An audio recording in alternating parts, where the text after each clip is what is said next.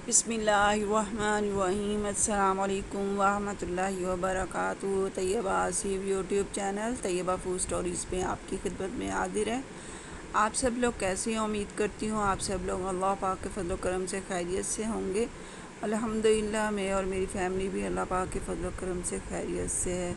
इस वक्त आप देख रहे हैं YouTube channel Tayyaba food stories. Tayyaba food stories में आज आपके लिए मैं पूरी की रेसिपी लेकर आई हूँ और घर पर ये पूरी बनाना बहुत इजी है। तो चलिए रेसिपी स्टार्ट करते हैं। लेकिन रेसिपी स्टार्ट करने से पहले आप सबसे रिक्वेस्ट है कि आप मेरे चैनल को सब्सक्राइब ज़रूर कीजिएगा और मेरी रेसिपी पसंद आए तो इसे लाइक और शेयर ज़रूर कीजिएगा। वीडियो को लास्ट तक देखिएगा। बेल आइकन का बटन ज़रूर प्रेस कीजिएगा, इससे आपको मेरी हर रेसिपी की नोटिफिकेशन सबसे पहले देखने को मिलेगी। तो चलिए अब रेसिपी स्टार्ट करते हैं। यहाँ पर मैंने 1 पाव प्लेन फ्लावर लिया है। तो 1 पाव प्लेन फ्लावर में तकरीबन जो है 5-6 पूरियाँ ईज़िली रेडी हो जाती हैं।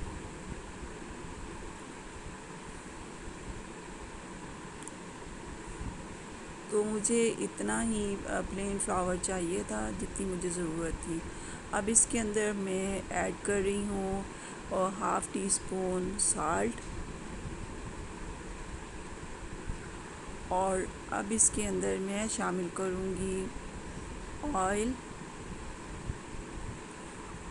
इसके अंदर मैंने शामिल किया है 4 टेबलस्पून और इसे अब हम कर लेंगे अच्छे से मिक्स।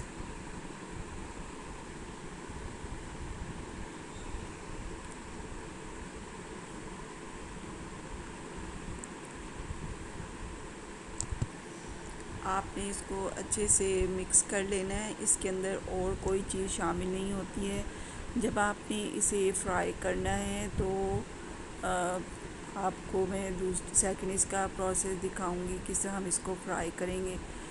तो बस आपने इसको अच्छे से इसकी नीडिंग करके तो आप इसको जो है एटलीस्ट इसको आप रखें 1 आवर के लिए फ्रिज के अंदर।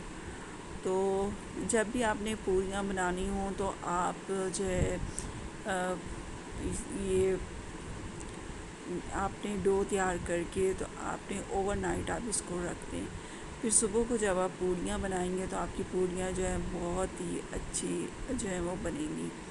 तो जितना ज़्यादा आप इसको रेस्ट देंगे इसकी डो को उतनी ज़्यादा ये पूरियाँ जो है वो अच्छी बनेंगी।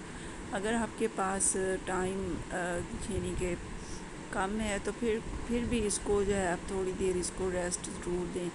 थोड़ा थोड़ा करके पानी डालते जाएंगे और इसको हम गूंदते जाएंगे। एकदम से पानी नहीं डाल देना है। और जिस तरह हम आटा गूंदते हैं बस इस तरह की हमने जो है वो डो इसकी रेडी करनी है।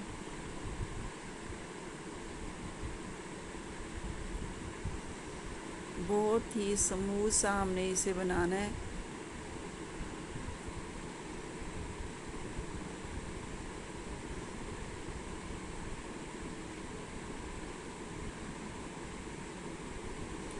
और मैंने ये गूंद लिया है और गूंदने के बाद मैंने एक कंटेनर लिया है और इसके नीचे मैंने ऑयल लगा दिया था और इसके ऊपर भी लगाकर मैं इसे अब 1 घंटे के लिए मैंने रख दिया था। और 1 घंटे के बाद मैंने ये सारी पूरियाँ जो हैं वो रेडी कर ली हैं। और बहुत ही पतली पतली से आपने पूरियाँ जो हैं वो रेडी करनी है। मोटी हमने बिल्कुल भी पूरियाँ नहीं बनानी है। तो ये देखें कितनी पतली मैंने बनाई हैं और इनके अंदर से मेरा हाथ जो है वो नज़र आ रहा है। ऑयल मैंने प्रीहीट होने के लिए रख दिया था और ये गर्म हो चुका है।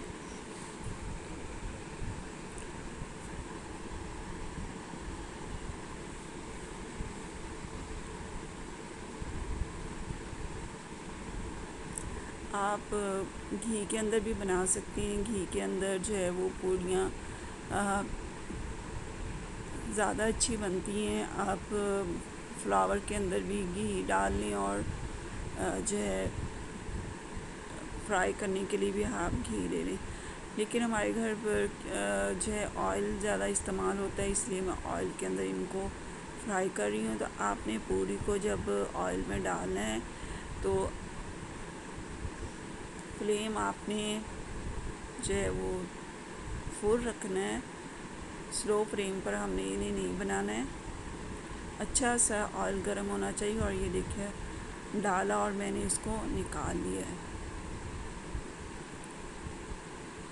तो कुछ मैंने बना कर रख ली हैं और मैंने सोचा कि आपको मैं कुछ बनाकर दिखा देती हूँ। और ये देखिए मैं किस तरह आराम से उठा रही हूँ और एक हाथ में मेरे मोबाइल है और एक हाथ से मैं आपको ये रेसिपी दिखा रही हूँ। तो बस इस तरह आप डालें, इसको दूसरी तरफ जल्दी से पलट देना है और बस अब इसको हम निकाल लेंगे। अब